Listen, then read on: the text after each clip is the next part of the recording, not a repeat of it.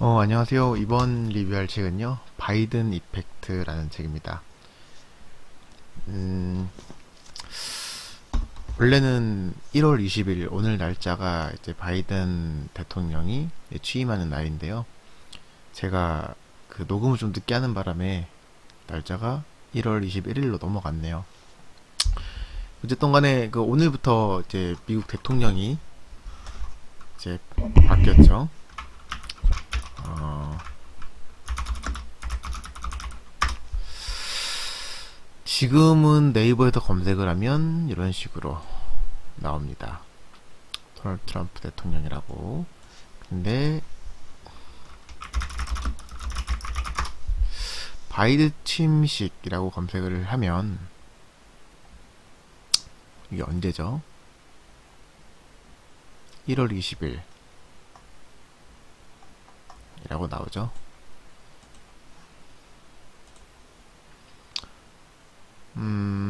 일단은 제가 미국은 지금 시간이 안 돼서 그런가? 바이든 침식이라는 게 지금 현재 실시간 검색 4위에 지금 올라가 있네요. 뉴스로는 트럼프 드디어 백악관 떠나 이렇게 적혀져 있습니다. 바이든 침식 불참하는 트럼프. 아, 재밌네. 뭐 우리가 이런 세상을 살고 있으니까 바이든 여동생 바이든 침식 후 트럼프 볼 일 없을 것. 아, 참말로. 근데 어 좀 이게 뭐 다행이라고 생각하는 사람도 있을 거고 재앙이라고 생각하는 사람도 있을 텐데 그 원래 한 1, 2주 남기고 이제 미국에서 도널드 트럼프 대통령 전 대통령이 됐죠. 이제 전 대통령을 어 탄핵시키려고 했잖아요. 왜냐면 이게 그 다시 대통령 선거에 나올 수도 있기 때문에 탄핵을 하려고 했는데 그건 좀 이루어지지 않은 것 같아요. 그래서 일단은 그 여지를 남겨두고 나가시는 것 같은데 어쨌든 간에 오늘부터 이제 바이든 대통령이 미국의 대통령이 되었습니다. 뭐 다른 나라 대통령이라면 그렇게 크게 신경 쓸 필요가 없지만 어쨌든 간에 미국이라고 하는 나라가 이제 지금 전 세계 패권을 가지고 있는 국가이기 때문에 어떤 대통령이 어떤 성향을 갖고 있고 어떤 이제 그 정치적인 그 정책을 펼쳐 나가는지가 앞으로 전 세계가 이제 그 나가는 방향이 바뀌어지는 그런 시발점이 되기 때문에 굉장히 중요하죠. 제가 오늘 소개할 책은요, 음, 바이든 이펙트라는 책입니다. 이런 책이고요. 새로운 세상의 뉴 리더인가 또 다른 긴장과 위협의 반복인가라고 되어 있어요. 한스 미디어에서 출판한 책이고요. 조 바이든은 무엇을 꿈꾸고 있는가? 그로 인해 우리의 미래는 어떻게 달라질 것인가? 완벽하게 밝혀지는 바이든의 생각과 비전, 그리고 그가 추구하는 모든 것. 이렇게 적혀져 있습니다. 책 가격은 15,800원 이렇게 하고 있고요. 그렇게 많이 두껍진 않아요. 남자 손가락 하나하고 좀 반 정도 되는 굵게 되고요. 제가 접은 부분이 좀 있네요. 책은 총 242페이지인데 생각보다 분량도 많지 않고 읽을만한 책이었어요. 뒷면에 있는 내용을 한번 살펴볼게요. 앞으로 4년 세계는 그리고 우리는 과연 어떤 미래를 맞이할 것인가? 우리가 지금까지 몰랐던 조 바이든의 모든 것, 그가 이끄는 미국과 세계, 그리고 우리의 미래를 엿볼 수 있는 단 한 권의 책이라고 적혀져 있습니다. 그리고 그 이 책에 대한 간략한 요약 같은 거를 이렇게 몇 문장으로 좀 나눠서 적어놨는데, 어, 요거는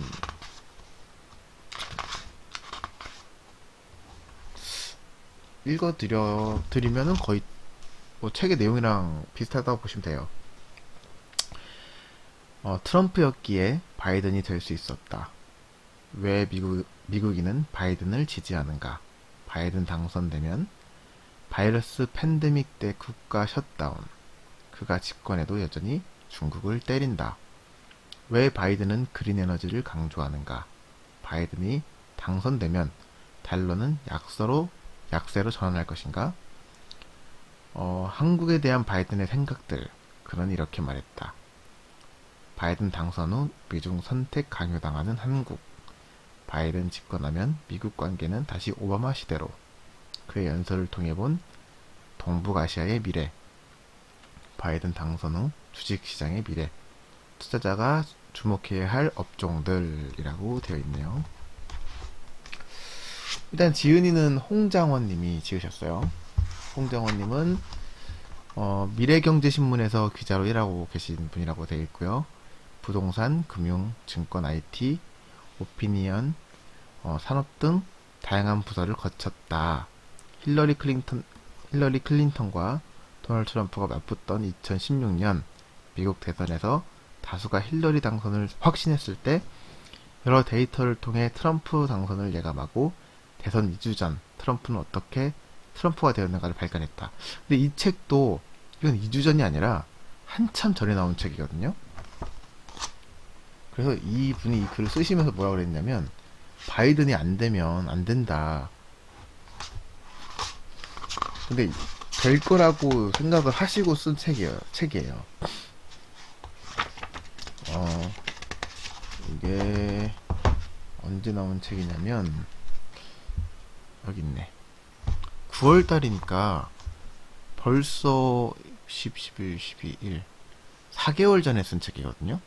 4개월 전에 바이든이 될 것이다. 근데 그때는 물론 바이든이 될 거라는 생각이 좀 무색하긴 했지만 그래도 좀 확실하다고 얘기하기 좀 힘들었던 시기이기 때문에 어쨌든 간에 이 책이 시대를 정말 잘 만난 것 같다. 그리고 잘 맞추시네요. 아무튼 그 전에 쓰셨던 트럼프는 어떻게 트럼프가 되었는가, 이 책은 미국의 45대 대통령이 당선이 되고 곧바로 베스트셀러 랭크가 되었대요. 그러니까 이 책도 뭐 그러지 않을까 싶은데요. 바이든 집권 이후 펼쳐질 미래 이야기는 우리 한국인의 삶과 직결된다고 믿고 이 책을 완성했다. 조 바이든에 대한 자료가 많지 않은 상황에서 책이 사회에 기여할 여지가 있다고 판단했다. 앞으로 현상 이면에서 통찰을 얻어 주변과 나눌 수 있기를 꿈꾼다. 연세에 대해서 경제와 경영을 공부하고 카이스트에서 석사 과정을 마쳤다. 석사 과정에서 접한 미래학이 많은 영감을 주었다. 라고 그 지은이 소개가 되어 있습니다. 오늘 좀 소개가 좀 길었는데 좀 빠르게 진행을 좀 해볼게요. 좀 하고 싶은 말도 좀 많고요. 참고로 이 글은 10월 달에 쓴 글인 것을 감안해서 좀 들어주셨으면 좋겠습니다. 시작하겠습니다. 바이든 이펙트, 새로운 미국이란 앞으로 이 부분은 좀 넘어갈게요. 미국 대선에 관련된 내용이고요. 어떤 대통령이 되더라도 미국의 역사에서 가장 큰 이슈가 될 것임이 분명하다. 당연히 힐러리가 대통령이 될 것이라 믿어 의심치 않았다고 한들 명확한 민주주의 원칙에 따라 트럼프가 미국 대통령으로 당선이 되었었다. 단 한 명의 이상한 인물이 탄생이라고 하기에는 대의민주주의 원칙에 따라 트럼프는 미국 국민에게 선택받은 보편적 인물이다. 어쨌거나 트럼프가 이끌어온 세계에서 우리는 적지 않은 변화를 맞이했다. 미국 대선이 빨리 와야지 세상 시끄러워서 못 살겠다. 명절이면 친지 어른들끼리 모여 하시는 말씀이다. 이제는 지구 반대편에 이곳에서도 미국 대통령의 영향력이 피부로 느껴질 정도이다. 당연히 미국 대선은 우리에게도 큰 이슈이다. 2016년 6월 영국의 브렉시트 이슈가 한창 시끄러웠을 때 나는 투표 결과를 애타게 기다리고 있었다.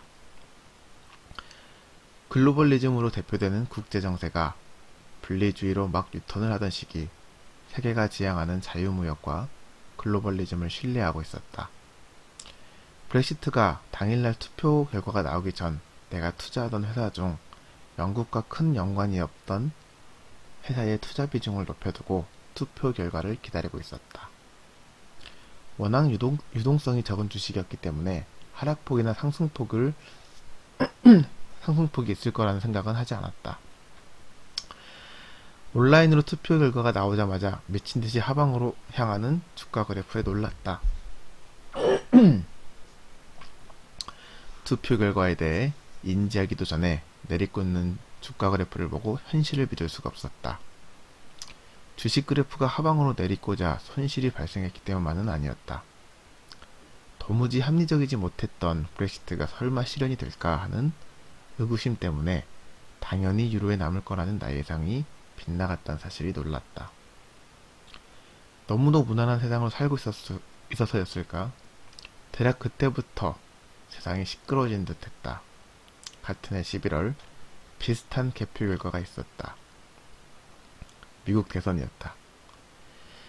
미국 대통령을 뽑는다는 대선 결과에서도 누구나 그랬듯 치열한 접전 끝에 힐러리의 당선을 예상하고 있었다.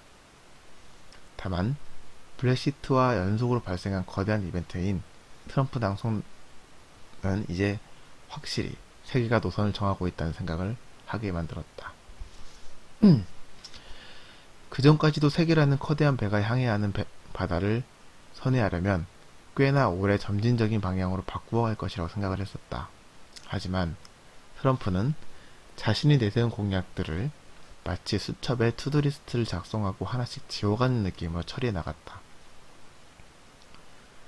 오바마 대통령이 이끌던 미국이 기품은 온데간데 없었다. 그 뒤로 우려하던 미국, 중국 무역전쟁이 발발했다. 유튜브에서는 미중 무역 갈등은 미국과 중국이 서로 내부적인 경제 혹은 정치적 이익을 위해 짜여있는 시나리오일 것 같다라는 이야기를 했다. 실제로는 큰 문제가 없을 거라고 내다보는 강사들이나 전문가들이 많았다. 하지만 트럼프를 정말 몰랐던 것 같다. 어쩌면 트럼프가 아니라 빠르게 급변하는 세계 정세를 우리는 모두 몰랐던 것 같다. 휘몰아치는 과정에서 러시아와 중동 간의 유가 전쟁이 발발하고 텍사스 유가가 마이너스를 기록하는 희한한 광경을 목격하기도 했다. 미국의 증시가 혼자서 미친 듯이 독주하는 광경도 목도했다. 설마 했던 파리 협약을 가볍게 탈퇴하고 셰일 기업을 밀어주는 미국을 바라보며 아마 트럼프 대통령의 임기를 거의 마칠 때쯤에서야 전문가들이나 세계 주요 인사들이 진짜로 하긴 하는구나를 느꼈을 것이다. 시원시원하게 밀어붙이는 트럼프 대통령의 성량을 모두가 겪었고 이제 그의 신선함은 더 이상 무기가 아니다. 이제 전문가들은 미국의 다음 대통령으로 바이든을 점치고 있다. 이미 대통령이 되었죠. 바이든이라 하면 가장 먼저 떠오르는 특징은 나이이다. 벌써 한국 나이로 80세인 바이든이 만약 연임을 한다면 거의 90에 가까운 나이까지 현역 정치인이 된다. 너무 과한 걱정인지 모르겠지만 솔직히 나이만 본다면 바이든이 대통령으로 되는 일도 일이지만 부통령의 자리에 누가 있는가도 굉장히 중요한 이슈가 아닐까 한다. 바이든은 오바마 대통령이 부통령으로서의 그 역할을 수행했다.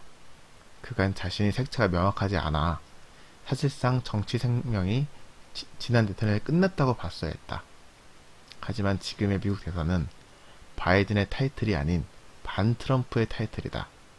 공화당이나 민주당 양쪽에서 갈구하는 미국스러운 무난한 리더로 색채가 모호한 바이든이 적합했기 때문이다. 바이든을 떠올리면 포스트 오바마를 제외하고 아픈 개인사 가장 먼저 떠오른다. 젊은 나이에 사랑하던 와이프와 딸을 교통사고로 먼저 떠나보내고 싱글데디로 아들들을 키운 그는 얼마 전 사랑하는 아들을 잃기도 했다. 그저 어떤 정치적인 스토리라인을 주기 위해 가족사를 이용한다고 보기에 그의 개인사는 너무나 끔찍하다. 개인적으로 바이든의 얼굴이나 목소리, 연설 등을 유튜브로 찾아보자면 바이든 역시 그닥 매력적인 사람은 아니다. 하지만 그는 그저 미국의 대통령으로 무난하고 스스로가 가지고 있는 연륜과 개인사가 겹치며 천방지축의 트럼프와는 대조적인 어른스러움이 풍겨지는 면모가 있었다. 그를 걱정하는 많은 사람들은 바이든과 치매를 엮기도 한다. 조 바이든은 어린 시절부터 언어 능력에 큰 장애가 있었다. 정치인으로서 큰 장애물인 말더듬이를 갖고 있었으며 최근 몇몇 영상을 보자면 도무지 무슨 말을 하고 있는 건가 싶을 정도로 이상한 소리를 하는 영상들도 어렵지 않게 찾아볼 수 있다. 하지만 그런 부분이 그에게 걱정이 되는 부분이라면 그렇다. 나는 미국이 아니라 세계의 입장으로 보자면 미국의 대선에서 트럼프보다는 바이든의 승리가 더 유리하다는 생각을 한다. 특히 국운을 건 한국형 유지를 준비하고 있는 우리나라로서는 특히 그렇다. 트럼프는 매우 친기업 중심의 정치를 했다. 중국과의 무역 전쟁을 통해 자국 산업의 특권을 강화시키고 코로나 바이러스를 적잖이 이용하여 자국의 플랫폼 산업의 주가를 부흥시켰다. 법인세를 상식 이하로 내려서 미국 기업의 이익을 극대화시키고 셰일가스를 이용하여 엄청난 에너지 혁명을 이루었다. 단지 미국을 다시 위대하게 라는 슬로건에 정확하게 부합하는 일을 해내갔다. 하지만 바이든은 조금 다르다. 그린 정책에 엄청난 관심을 가지고 있으며 법인세를 다시 원상복구해야 한다고 주장한다.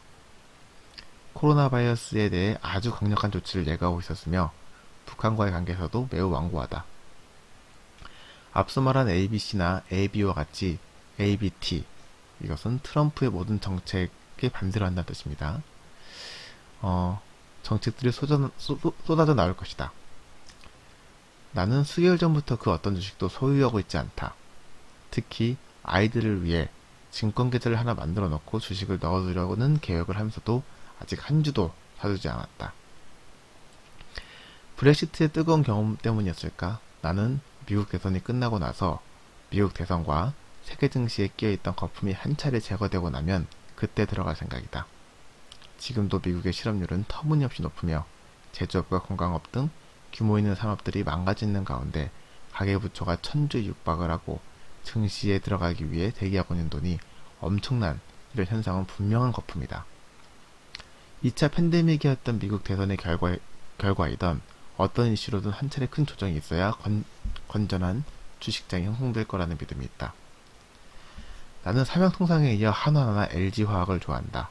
LG화학 같은 경우에는 이미 많은 사람들에게 알려져 있고 주가가 급등했지만 한화 같은 경우는 아직 숨겨져 있는 보석이다. 하나그룹의 계열사들은 몹시 친환경적이고 미래적이다. 재무도 안정적이고 유동성도 크지 않으며 아주 크게 저평가되어 있다.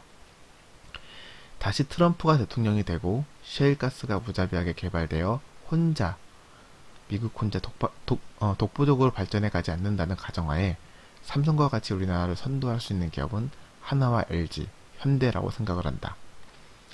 우리나라에서 시가총액이 300조가 넘는 글로벌 공룡회사가 삼성전자 하나뿐이지만 어쩌면 앞서 말한 대기업 중에서 삼성전자와 시대를 같이 할 큰 공룡회사가 더 탄생할 것이라고 믿는다. 나는 지금도 대한민국의 미래가 매우 밝다고 생각한다. 특히 농산물에 관해서는 지금이 바닥이고 저점이라고 확신을 한다. 모두가 내팽개친 주식을 혼자서 바닥에 매집해야 큰 부를 이룰 수 있다고 믿는다.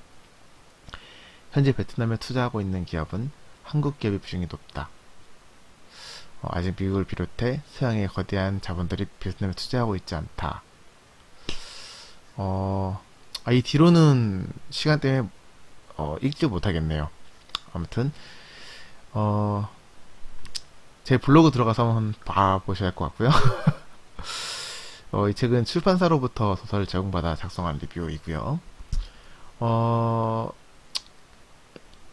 바이든이 돼서 좋은 점도 있고 나쁜 점도 분명히 있겠죠. 근데 어쨌든 간에 저는 이번에 현대랑 LG가 주가 급등한 이유가 바이든이 당선이 확실했기 때문이라고 봐요. 어쨌든 간에 비슷한 내용은 다른 영상에서 다시 올리겠습니다. 그럼 오늘 여기까지만 할게요. 안녕.